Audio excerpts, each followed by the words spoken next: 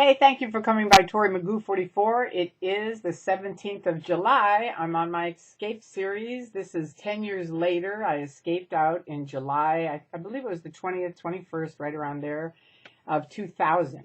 And yeah, I wasn't going to speak out at all. And I'll go into that a little bit later. But point being, needless to say, I have been now. And that's because of the Church of Scientology and what they did to me. I decided, you know what, I have a voice too. And there you go. So I've been speaking out ever since, and I'm just reviewing what happened when I woke up. And I just talked to someone, I've been speaking to a few people who are going through what I went through around this time. And it is a very, very terrifying time.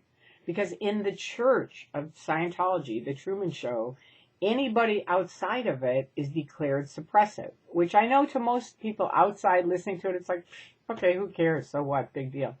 But when you're groomed into the Church of Scientology, and it is like a pyramid, and the higher up you get, the more they very, very subtly cut you off.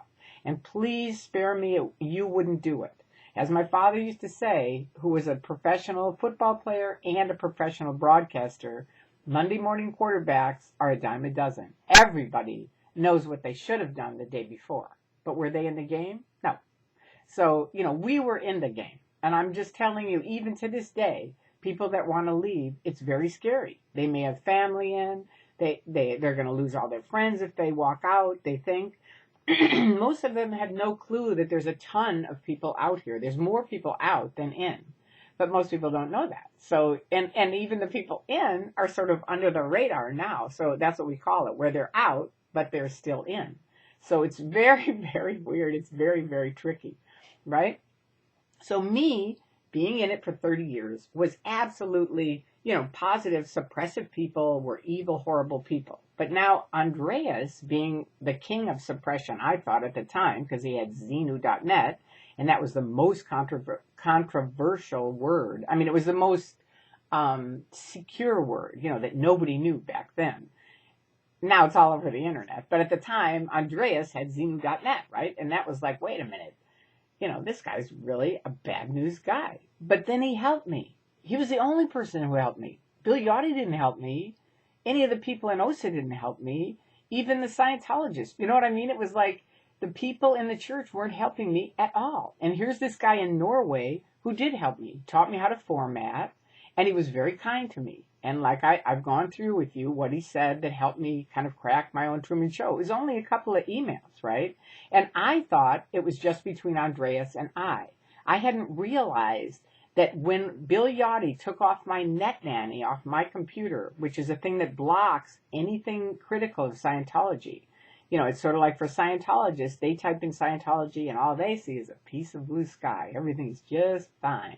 Whereas critics can type in Scientology and they see Scientology's side, which is all great, and the critics' side, they can see everything, right?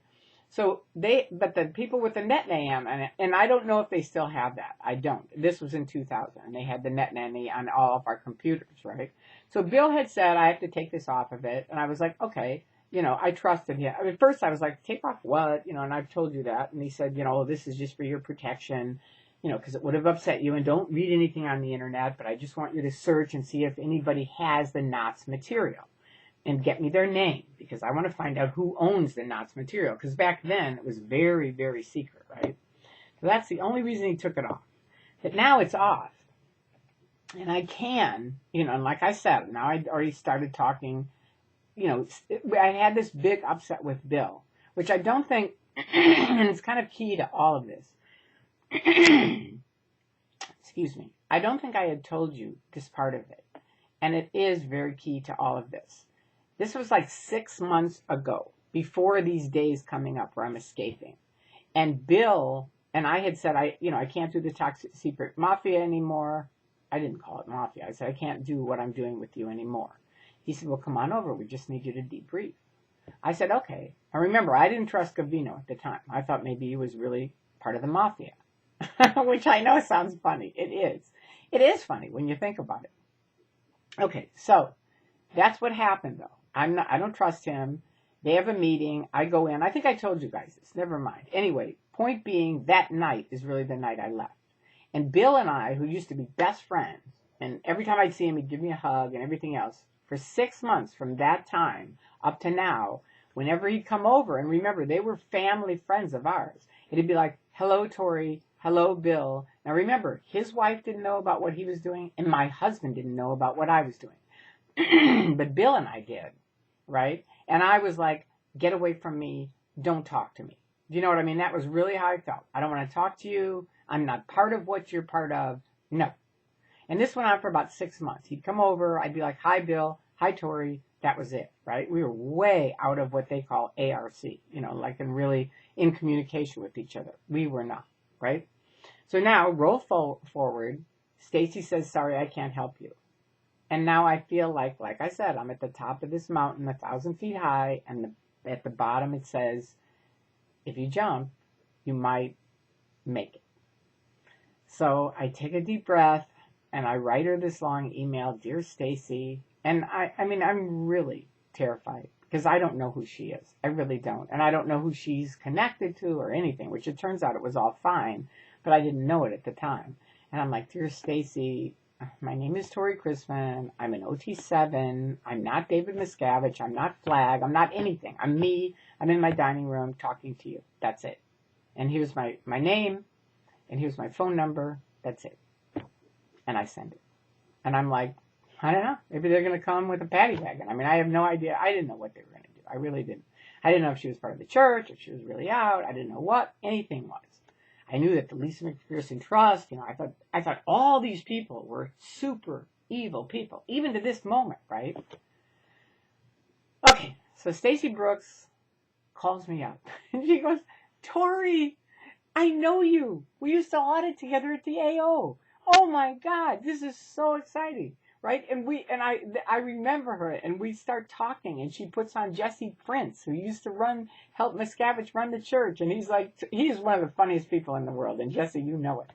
So we're laughing our asses off. Then they put on Bob Minton, who's like super SP of the universe, right, in my mind. And now I'm talking to Bob, who's one of the most wonderful, kind people I think I've ever met. Just a wonderful person. And we're all talking and da-da-da-da-da-da. And Stacy comes back on and she goes, what do you want to do? And I go, Stacy, I don't know. I don't know what to do.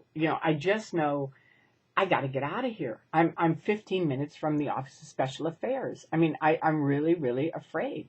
I've got to do something, but I don't know what to do. And she goes, well, would you like to come here and visit? And I say, okay, but I don't know how. And she goes, well, we'll have a ticket for you at LAX. Just get a van and go set it to go to LAX tomorrow, right? I think it was in 2 days because it wasn't quite yet. We were still working it out. But she's like, we'll work it out, right? But now I'm in communication with what imagine, I don't even think you can imagine it unless you've lived through it. But it's like these guys that I thought were all black turn out to be the white hats.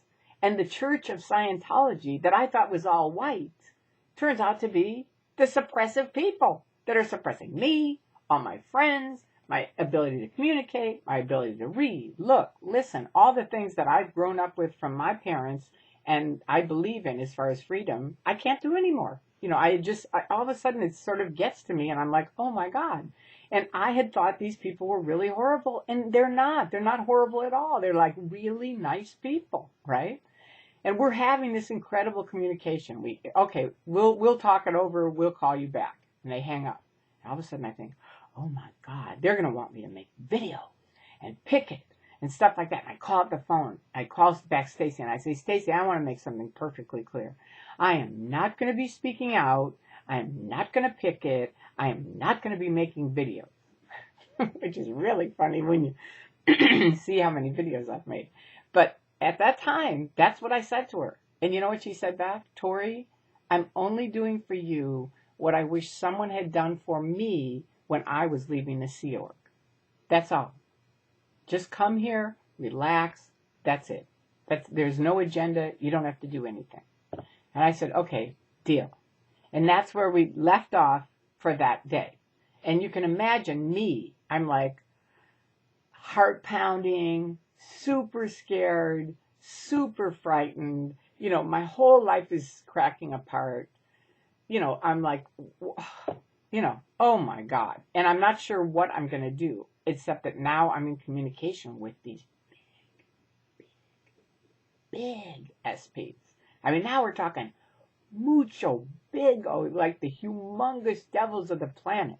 And I'm in communication with them, and they're really super nice. It's like such a, oh, you know, if you could say mind fuck, right? It was like, oh my God, how, I mean, talk about, it's like if somebody had set up one of those things with the dominoes all the way around, you know, like not only in a room, but in another room and weaving around and over these things and under these things. And it's all perfect. And it's all set up just like that. And all of a sudden somebody clicks it and that's how I was. Like that. Just like that. Bam! The whole thing just, and my dominoes were like, and now I'm like, oh, really spooky. Now, there's more that continues, but you got to come back and hear it. I'm going to have a party tonight, just so you know. I know people are worried about me because I posted I lost all my friends, but believe me, once I lost all my friends, I gained thousands of friends around the world. You guys, all my friends here in LA, people all over have been so kind and lovely to me. And it's just been an amazing experience to find out. So tonight I'm having a party. And if they will, we'll come make a video about that. And that's just right now what's happening. But anyway, I love you guys. And Office of Special Affairs, don't even bother coming by because we got people watching out for you guys too. My neighbors, they love to do this. It's their thing. All right. One time my neighbor came over to my door years ago and he goes, they're out here. They're taking license plates. And I was like, I can't believe these morons would do that. But they do. They're knuckleheads. And Miscavige, I've told you this many times. You can run, but you cannot hide, baby doll. This is going down. Just like those dominoes with me, it's going down just the same with you. And you can run, but you cannot hide. All right, so peace out to all of you. I love you. I will talk to you and let you know next. Bye-bye.